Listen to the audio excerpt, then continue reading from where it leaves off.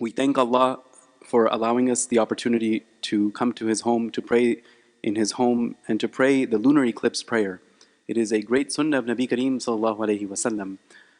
It is an incident that occurred once in his lifetime. He had one eclipse that he witnessed in his lifetime, and it coincided with one of the most tragic moments of his life. In that moment was when he lost his son Ibrahim. So at 61 years old, all of his children have now left this earth except for Fatima radiallahu anha. And you can imagine the grief of a parent losing not just one child but many, many children. And our Nabi Kareem sallallahu alayhi wasallam, Khatamun Nabiyyin, Rahmatan lil Alameen, was also an orphan. And so you can imagine the Sahaba Ikram radiallahu anhum ajma'een, and the narration say he loved children. He loved children and he loved orphans.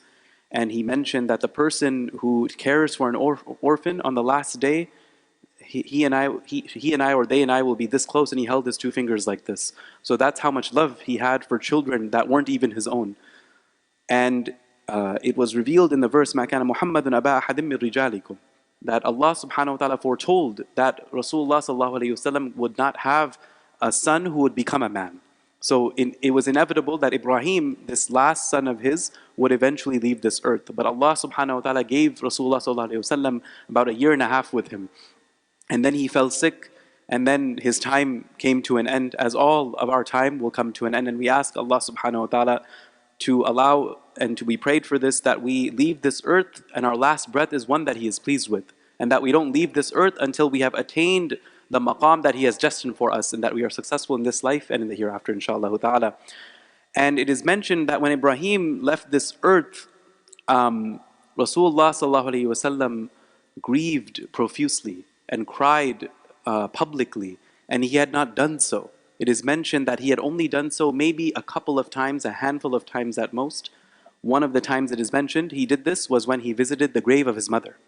And so you can imagine a person who did not outwardly grieve like this. This is a moment of his grief. He is 61. He knows probably that his time on this earth is also coming close, and now he has lost Ibrahim, his latest child, to be taken by Allah subhanahu wa ta'ala through His infinite wisdom. And this is when the eclipse occurs. And this is when Rasulullah sallallahu alayhi wasallam, it is mentioned somewhere in the range of 2.5 to 3 hours they played the lunar eclipse prayer. I felt bad, I went about 30 minutes, but in Rasulullah sallallahu alayhi wasallam's time they went about 3 hours. So maybe, we're like what, a fraction of that, inshallah. And he read so much Quran and he made so much dua in this time, and that is the lesson for us, that in this time we make dua and we supplicate to Allah subhanahu wa ta'ala. I'll get back to supplication in a moment, but this eclipse that occurred during Rasulullah sallallahu alaihi wasallam's time was a great miracle, because it was the ideal opportunity for someone who is not a man of Allah, a person of Allah, to say, look, even the earth, the sky, the world is grieving that I've lost my son. Someone, na'uzu billah, who is false would make this claim. But Rasulullah sallallahu alaihi wasallam said, this is just a miracle of Allah subhanahu wa ta'ala. It has nothing to do with me losing Ibrahim. And it is a lesson for us that this dunya is not necessarily one in which we will see the signs of Allah subhanahu wa ta'ala's pleasure or displeasure.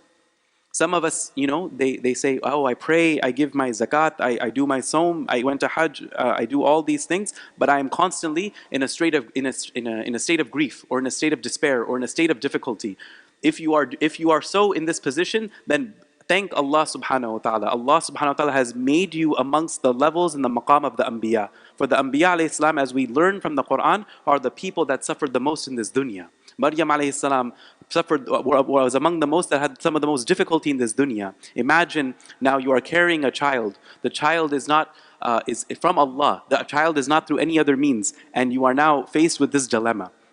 A young girl, imagine a teenager. How do you deal with this? Nuh alayhi salam, mashallah, in 950 plus years of just giving da'wah, 81 followers it is mentioned in that long of a time. When Rasulullah sallallahu alaihi wasallam performed one of the greatest miracles in our deen, which is the journey of Mi'raj, he saw Musa alayhi salam and he conversed with Musa alayhi salam, and Musa alayhi salam was weeping, and he asked him, why are you weeping? Musa alayhi salam said, my qawm that will be saved in Jannah and the hereafter that will go to paradise is so much smaller than yours, even though I was alive for much longer than you.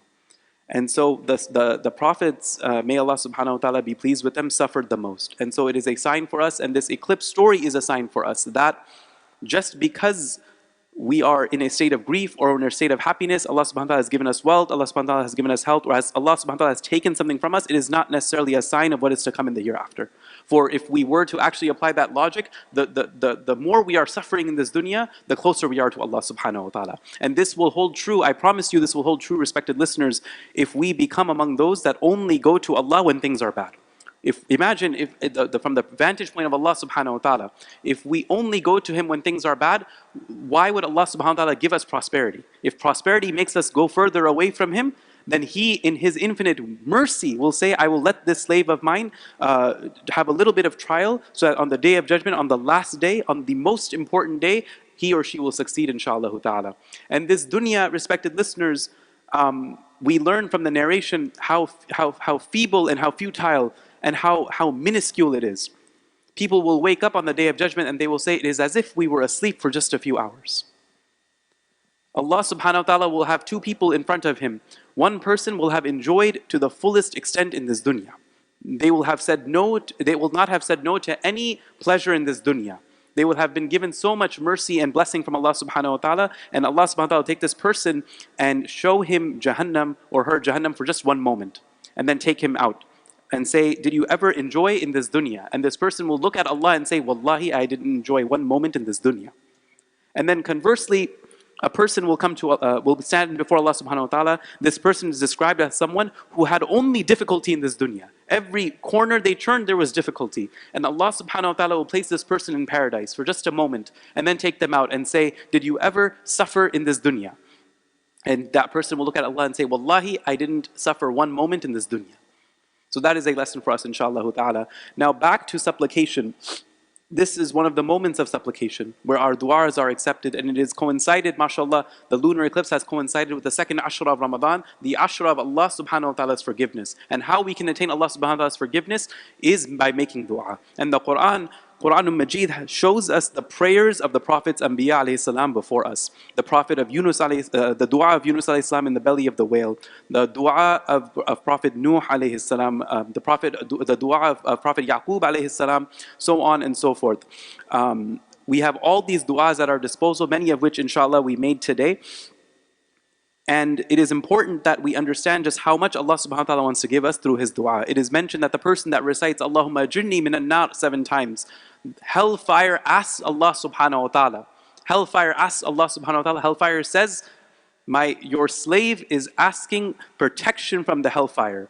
And I pray that you protect him from the hellfire, or her from the hellfire, inshallah ta'ala. Similarly, the person that recites Allahumma inni as'aluka min al-jannah 7 times after prayer, Jannah calls to Allah subhanahu wa ta'ala and say, this person, this slave of yours is asking for paradise, Ya Allah, you give it to them. So Jannah and Jahannam are making dua on our behalf. May Allah subhanahu wa ta'ala accept that dua and make us among those that are successful in the akhirah. The other point of supplication, respected listeners, is that it is a window for us. It is mentioned that the sinner will become tired of sinning. Decades of sinning, the sinner will become tired of sinning, but does Allah become tired of forgiving the sinner? No, respected listeners. It is mentioned that the person that goes toward Allah subhanahu wa ta'ala at hand's length, Allah subhanahu wa ta'ala comes to them an arm's length. If we go to Him an arm's length, Allah subhanahu wa ta'ala walks towards us. If we walk towards Allah, Allah subhanahu wa ta'ala runs towards us. But what if we forget Allah? What if we forget Allah in our life? The response to that is, the slave will forget Allah, but Allah never forgets the slave, inshaAllah ta'ala. This is what Allah subhanahu wa ta'ala is willing to give us. And finally, one of the supplications, the beautiful supplications, it is mentioned by Abu Hurairah, I believe, radiallahu anhu. It is mentioned that, Bismillah ar-Rahman ar-Rahim, qala Rasulullah sallallahu alayhi wa sallam, that the hadith goes that the person that makes this dua, and says it 3 times, Astaghfirullah allazi la ilaha illahu wal hayyul qayyum wa atubu ilayh. Astaghfirullah alladhi la ilaha illahu wal hayyul qayyum wa atubu ilayh. That the person that makes this supplication 3 times, Allah subhanahu wa ta'ala forgives all of this person's sins, even if they had turned their back to the battlefield. Turning our back to the battlefield during the time of Nabi Kareem sallallahu alayhi wa sallam, where the enemy is in front of you, and Allah and his Sahaba Ikram radiallahu anhum ajma'een, and Rasulullah sallallahu alayhi wa sallam is there, and you turn your back to the battlefield, respected listeners, is one of the gravest sins in our deen. So Allah subhanahu wa ta'ala is telling us that this dua will erase even the major sins from our life, inshallah ta'ala. And finally, we will close with one last story. Even our worship, respected listeners, is a mercy from Allah subhanahu wa ta'ala. The 5 times prayers that we have, it is mentioned that the person that safeguards their prayer on the last day, all of their deeds will be intact. But the person who has holes in their prayer, their other deeds will have holes as well. And once the Sahaba Ikram radiallahu anhum were with Abu Hurairah radiallahu anhu, and he was making wudu. And I read this story after I had made wudu about 10 times in a day. So I was like, man, I'm making a lot of wudu today. And subhanAllah, I stumbled upon this story. Abu Hurairah is making wudu. And as he's washing his arms, he's going up until his shoulders. And the Sahaba are like, what are you doing? Like, you're supposed to go till your elbow, you're going till here. What are you doing? And Abu Hurairah was like, oh, you caught me. Oh, you weren't supposed to see that. Well, now that you've seen it, let me tell you what I was doing. There is a concept of nur on the Day of Judgment, respected listeners. Allah subhanahu wa ta'ala uses, whether it's Surah Mulk, in lightening our graves, Surah Kahf, lightening our hereafter, there's a concept of nur. Why does that concept exist? The concept exists because there is like an eternal darkness on the Day of Judgment for the disbelievers, or for those that did not lead their life accordingly. It's just darkness. And when we are risen, Allah subhanahu wa ta'ala gives us nur based on our deeds in this world. So some people have mountains of light, and they'll be able to get to where they want to go very quickly, towards Allah subhanahu wa ta'ala, towards Sirat, towards Jannah, and so on. And some people, some believers will have flickering light. They'll have light just on their fingertip, and it will be flickering. And they'll still use that light to go towards Allah subhanahu wa ta'ala. And the disbelievers, it is mentioned, will be blind, and there will be darkness. And some narrations even say they'll be deaf. Imagine being risen in such a state. May Allah subhanahu wa ta'ala protect us. And so Abu Hurairah radiallahu anhu says that I am making wudu like this because on the last day, the wudu that we make, the body parts that we made wudu with will shine and glow with nur. And I wanted my nur to stretch just a little bit further on my shoulder. Look at the mindset of the Sahaba Ikram radiallahu anhum ajma'in. These are the people we will be risen with. These are the qawm of Rasulullah sallallahu alayhi wa sallam. And may Allah subhanahu wa ta'ala protect us and allow us to attain the level that we are destined to attain, inshaAllah ta'ala. May Allah subhanahu wa ta'ala give us the ability to act upon what has been said. May Allah subhanahu wa ta'ala make us among those that greet Nabi Kareem sallallahu alayhi wa sallam warmly. May Allah subhanahu wa ta'ala allow us to be successful in this life and the hereafter. We will make a short dua, inshaAllah, and conclude. Bismillahir Rahmanir Rahim. Allahumma salli ala Muhammadin wa ala ali Muhammad, kama sallayta ala Ibrahim wa ala ali Ibrahim innaka Hamidum Majid. Allahumma barik ala Muhammad wa ala ali Muhammad, kama barakta ala Ibrahim wa ala ali Ibrahim innaka Hamidum Majid. Allahumma inni ظلمت نفسي ظلما كثيرا وإنه لا يغفر الذنوب إلا أنت فاغفر لي مغفرة من عندك وارحمني إنك أنت الغفور الرحيم رب اجعلني مقيم الصلاة ومن ذريتي ربنا وتقبل دعاء ربنا اغفر لي ولوالدي والمؤمنين ويوم يقوم الحساب لا إله إلا أنت سبحانك إني كنت من الظالمين حسبنا الله ونعم الوكيل نعم المولى ونعم النصير اللهم أجرنا من النار اللهم أجرنا من النار اللهم أجرنا من النار يا مجير يا مجير يا مجير برحمتك نستغيث اللهم إني أسألك من الجنة اللهم إني أسألك من الجنة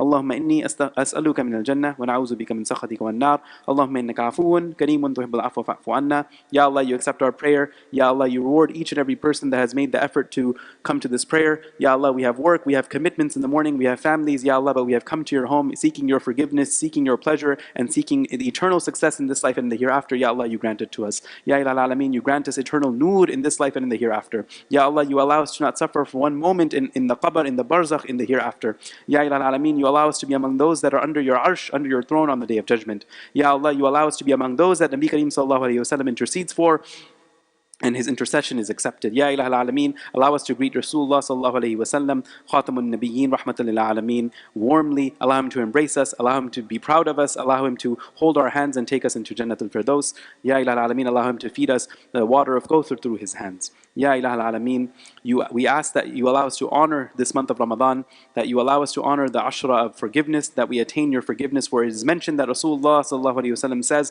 the person that does not attain your forgiveness in Ramadan is truly a loser. Ya Allah, you protect us from being losers. Ya Allah, you allow us to attain your forgiveness. Ya Allah, you allow us to attain your mercy. Ya Allah, you allow us to attain eternal salvation from the hellfire. Ya Allah, on the Day of Judgment, allow us, our friends and our families to not even fathom the hellfire and only see paradise and only be entered into paradise, and to be with all of our loved ones and our friends and our families and our communities, inshallah, reunited in the hereafter.